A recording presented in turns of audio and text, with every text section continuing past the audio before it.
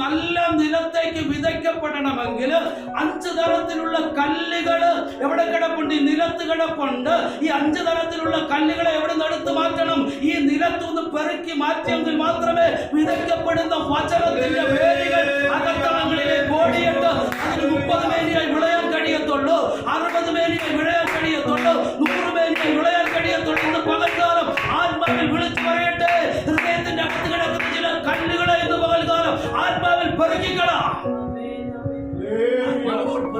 കല്ലുകളെ പെറുക്കിക്കളയണം. അല്ലേ? നമുക്ക് ആരാധിക്കാം. ഈ കല്ലുകളെല്ലാം വെച്ചുകൊണ്ട് നമുക്ക് ആരാധിക്കാം. ഈ വ്യാജഭാവത്തെ വെച്ചുകൊണ്ട് നമുക്ക് ആരാധിക്കാം. നുണയെ വെച്ചുകൊണ്ട് നമുക്ക് ആരാധിക്കാം.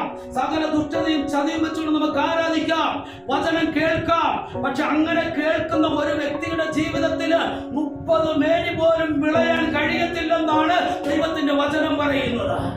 ഇന്ന് മിക്കവാറും സഭകളില് കേട്ടിട്ടിറങ്ങിപ്പോയി വലിയ കാലങ്ങളായിട്ടും സഭ വളരാതെ, വിശ്വാസി വളരാതിരിക്കുന്നത് ഈ കല്ലുകൾ എവിടെ കിടക്കുകയാണ്? ഈ വിളനിലത്തിൽ കിടന്നിട്ട് വചനത്തിന്റെ വേരോട്ടത്തെ തടഞ്ഞു കളയുന്ന ചില കല്ലുകൾ അങ്ങനെ കിടക്കുന്നത് കൊണ്ടാണ് ഇത് വിളയാൻ കഴിയാതെ വണ്ണം അതിന്റെ വേരുകളുടെ ഓട്ടത്തെ തടുത്തു കളയുന്നതാണ്.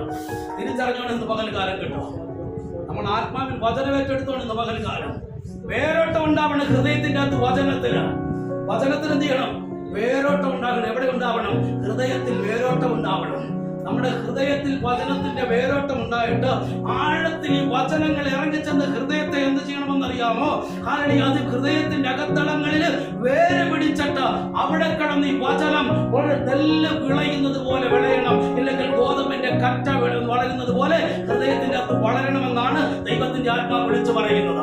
അതുകൊണ്ട് ഇന്ന് പകൽക്കാലം എന്താണ്? ഹൃദയത്തെ നമുക്ക് ഒരുക്കിയിട്ട് ദൈവത്തിന്റെ വചനത്തിന് വേണ്ടി അതിനെ നമുക്ക് ഏൽപ്പിച്ച് കൊടുക്കുന്നുവെങ്കിൽ ഇന്ന് പകൽക്കാലം ഇവിടെ പ്രസംഗിക്കുന്ന വചനം അടുത്ത ആഴ്ചയും അടുത്ത മാസവും അടുത്ത വർഷവും എന്താണ്?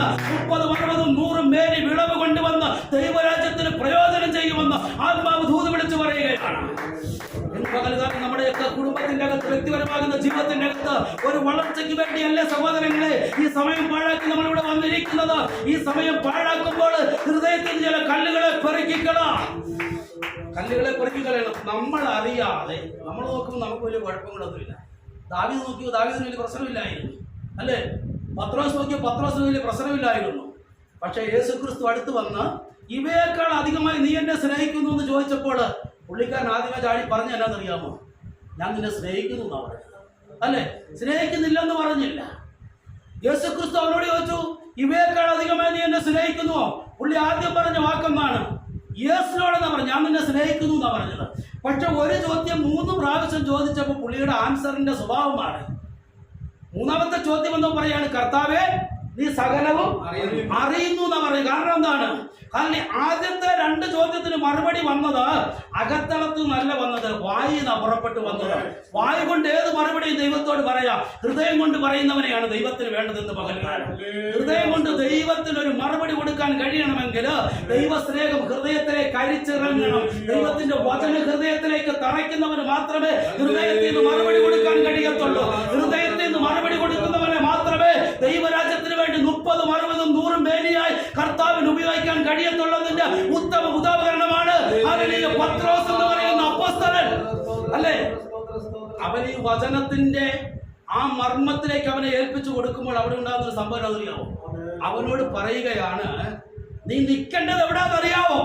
നീ എന്നെ സ്നേഹിക്കുന്നുണ്ടെങ്കിൽ പത്രോസേ, നീ എന്നെ സ്നേഹിക്കുന്നുണ്ടെന്ന് പറഞ്ഞല്ലോ. അങ്ങനെയാണെങ്കിൽ നീ നിൽക്കേണ്ടത് എവിടാന്നറിയാമോ? ഗലീലിയ തടാകത്തിന്റെ കരയിലല്ല നീ നിൽക്കേണ്ടത്, എന്റെ കുഞ്ഞാടുകളുടെ നടുവിൽ നിൽക്കേണ്ടവനാണ് എന്നെ സ്നേഹിക്കുന്നെന്ന് പറഞ്ഞുകൊണ്ട് ഗലീലിയ തടാകത്തിന്റെ തീരത്ത് നിൽക്കുന്നത്. സ്നേഹിക്കുന്നെന്ന് പറഞ്ഞിട്ട് പുള്ളി നിൽക്കുന്നത് എവിടെയാ? യേശുവിനെ സ്നേഹിക്കുന്നുണ്ടോ? ഉണ്ട്. എവിടെയാ നിൽക്കുന്നത്? എവിടെയാ? ഗലീലിയ തടാകത്തിന്റെ തീരത്താണ് നിൽക്കുന്നത്. അന്നേരം യേശു പറഞ്ഞു, പത്രോസേ നീ നിന്റെ കാലിലേക്കൊന്ന് സൂക്ഷിച്ചു നോക്കിക്കേ, നിന്റെ നിൽപ്പിനെ നീ ഒന്ന് സൂക്ഷിച്ചു നോക്കിക്കേ. എന്നെ സ്നേഹിക്കുന്നുണ്ടെന്ന് പറഞ്ഞിട്ട് നീ നിൽക്കുന്നത് എവിടെയാണെന്നറിയാമോ? 3.5 കൊല്ലം മുമ്പ് ഞാൻ നിന്നെ പിടിച്ചോണ്ട് വന്ന ഗലീലിയ തടാകത്തിന്റെ കരയിലാണ് നീ നിൽക്കുന്നത്. ഇന്ന് പലരുടെയും ജീവിതത്തിന്റെ അകത്ത് യേശുവിനെ സ്നേഹിക്കുന്നുണ്ട് എന്ന് പറയുമ്പോഴും അവന്റെ കാലുകൾ നിൽക്കുന്നത് ചില ലോക സ്നേഹത്തിന്റെ നടുവിലാണ് അവന്റെ കാലുകൾ ഉറച്ചു നിൽക്കുന്നത്. യേശു പറഞ്ഞു, ഇവിടുന്ന് കാല് പറിയാ